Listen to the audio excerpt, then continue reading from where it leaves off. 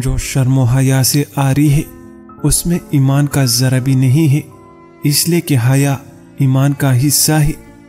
نفرت فساد پر ابارتی ہے جبکہ محبت امن و سکون لاتی ہے۔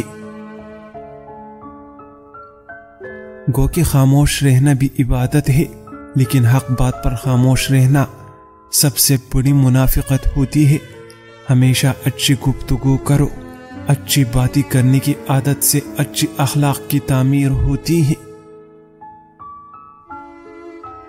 مصیبت میں دوسروں کے کام آنے سے حقیقی نصرت ملتی ہے۔ بوروں کی ہم نشینی سے بچ کے رہو، اس سے اخلاق و عادات پر منفی اثر پڑ سکتا ہے۔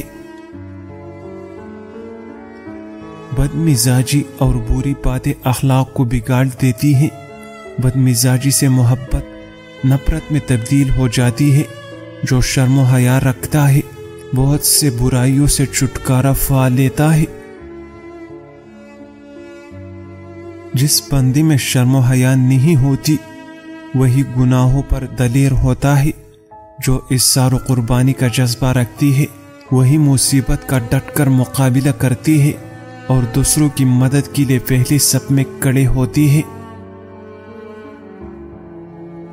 اگر انسان کی مزاج کا اندازہ لگانا ہو تو اس کی گفتگو سے بآسانی اندازہ لگایا جا سکتا ہے کہ اس کا مزاج کس طرح کا ہے۔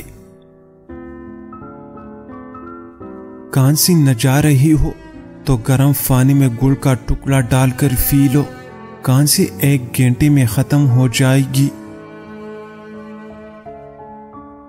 نیکی کا جذبہ ہی نیک اعمال کرنے کی ترغیب دیتا ہے۔